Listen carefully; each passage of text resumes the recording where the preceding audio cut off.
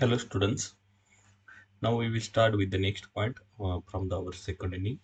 And the next part of this is the management function, that is staffing. And we will discuss about that, what exactly is staffing, what is the importance, and what are the steps which are involved in this particular. So you can see that staffing is a function deals with the human elements of a management. Means how we are selecting the person, how we are allotting the works, and how we are putting the right people at the right side, the right place. That all these things will be included in this staffing function. It is important to have a good organization structure. It's already we discussed what is the importance of the organization. Once we are having the good organization structure, it's okay. But it is even more important to fill the jobs with the right people. This is the more important things, and this will be doing we are in the staffing. This is one of the important function of the management. A staffing phase of the management functions deal with the filling and keeping the positions provided by the organization structures with the right people at the right place. This is the main key of this particular staffing, or main objective of this staffing function. All managers are have responsibilities to have this right people at the right place. This is the main function of main responsibility is managers. Whatever these leaders which we are having at the top levels. The staffing function has assumed a great importance these days because of the rapid advancement of the technology, increasing size of the organizations, and complex behavior of the human beings. So we are also knowing that this technology is daily it is updating, and while staffing also we have to taking care that the right peoples we are putting the peoples who those who are in line with the new technologies we have to put, and this is the main things which we are having, and because of that this staffing function is more important. Nowadays the behavior of the human beings is not predictable. That is one of the things which we are having. In line with that, when we are discussing the steps in the staffing, then we will discuss what are the other factors which are affecting. So, according to the O'Donnell, staffing involves manning the organization structure through a proper and effective selection, appraisal, and development of a personals to fill the roles designed in a structure. I repeat the things. Staffing involves manning the organization structures through a proper and effective selection, appraisal, and development of the personnel to fill the role designed in the structure. Means what we have to, whatever the structures which we are having, according to that structures, we have to select the human resources, and we are placing that human resources in this particular place. And this is the main function, main objective of this staffing function of the management. Now we will move towards the what is the importance of the staffing. You can only discuss about the highlighted part, so it will be clear to you. Staffing helps in finding the efficient worker. So staffing helps to find the efficient workers when we are selecting these talented and competent workers and develop their work more efficiently for achievements of the organization's goals. So this is the main functions of the this staffing. So we are getting this, and we are finding the efficient worker. Helps us increase the productivity. When we are having the efficient workers, it automatically affect on the productivity of the that particular organizations, and we can improve the productivity. And we are putting the right peoples in the right place so that uh, we can get the greater productivity. So this is the another importance of this staffing. Maintains harmony. So how we are maintaining harmony, because we are already saying that human behavior is not predictable. Now this to maintaining the harmony between the human resources or the staffs, we have to what in this particular, so this staffing is more important. Through proper staffing, individuals are just recruited and selected, but their performance is regularly appraised and promotions are also done, so that we are maintaining this good harmony. This gives everyone a equal opportunity for getting the better compensation, which finally result in a peace and harmony. So, what proper staffing procedure is there, then it will having the regular appraisals will be there, and it will be give the equal opportunity to all the subordinates to work here, and they can get this benefit of this, and it will be help us to the maintain the harmony and peace in the staff. Next importance of the staffing is helps in a moral boosting. Job satisfaction is a very important. If the human resources which are working in organization having the satisfaction regarding the your job, then it will be have the high their moral will be on a higher side, and also this they are boosting their morals, and we can efficiently work here, and we can maintain the good harmony and the in this particular staffs.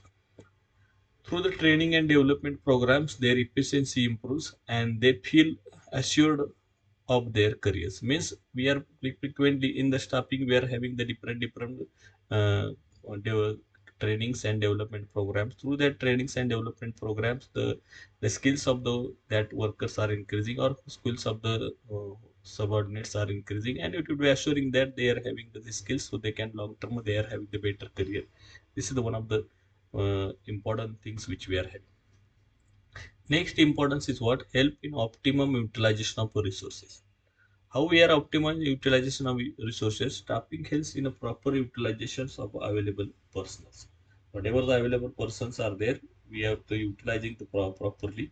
So we can do these things in this particular manner. Manpower forecasting provides a basics for the recruitment, transfer and training of the employee. This will be also the we are having the proper staffing is there, then we can have this exact how many manpower is required, in which area it is required. If suppose some trainings are required, then we can plan these trainings. All these things we can do, and we can have this proper utilization of the human resources. And we can also get that if these employees are surplus or there is any shortage which is coming, according to that also we can do the things, and we can properly plan this particular manpower. So these are the importance of the staffing. Now we will proceed further, and we will move towards the staffing process. What exactly this staffing process is there, that we will see. Staffing function is performed by all managers at all levels. So all managers in different organizations, we all already said that there are two types of the organization are there, functional and divisional. Depending upon that, whosoever the managers, according to that we will have the this staffing function is performed at a different level. However, its scope is different in a small and large organizations. Small organizations, we are having different scope. In large organization, we have to have this more scope for the staffing. In large organization, there is a separate department called as Human Resource Department, HRD department, which specialist to manage the people. This is separate department which we are having, where it will be deals with the human resources, and regarding that whatever the things which to be planned which will be done here.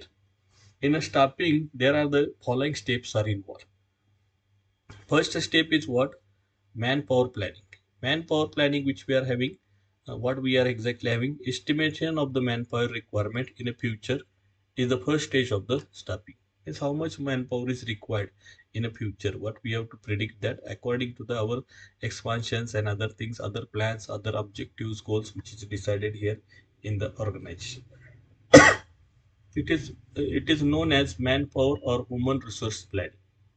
It is known as human resource plan. Its purpose is to make the right kind of the personnel available, so that there is no any excessive or surplus or the shortage of the people in any department. According to that, we have to plan it properly. To determine the qualification needed to meet the requirement of the job, organization first analyze the jobs, and then write the job descriptions and whatever the skill sets which required for this particulars, which will be written down, and according to that they will plan these things, and they can plan the manpower planning will be done. Next step is, once we will finalize that this much manpower we have to needed in this type of the skills it's required, or this department is required this like this, then once this is done, then the recruitment of the manpower is done. There is a process is well defined in the recruitment of the manpower in all the organizations. It is the process of identifying the source of the prospective candidates and to stimulate them to apply for the job. So this recruitment process is what? This is the process of identifying the source of the prospective candidates and to stimulate them to apply for job. There are the many ways of there why that ways the recruitment may be happens. It is a positive process as it attracts the suitable candidate to apply for the jobs. So different processes which we are having. Process of recruitment of the it is also involve some cost is also involved, and it depends upon the different size, in what size we are recruiting in all these particular things are there. So we can have the in-campus placement we can do, or we can have the this experience people's walk-in drives we can also have. Like that, the different organizations having the different policies for the recruitment. There are two types of the sources which we are having. Internal sources means within the enterprises we can recruit, or means worker is work this employees working at the one position for higher position, there is a vacancies there, then we can give them the promotion, and then we can have it is called as internal. Or we can have this external sources also, based on this our requirement and all these things we can have these two sources, internal as well as the external. Then we are having the next step is selection.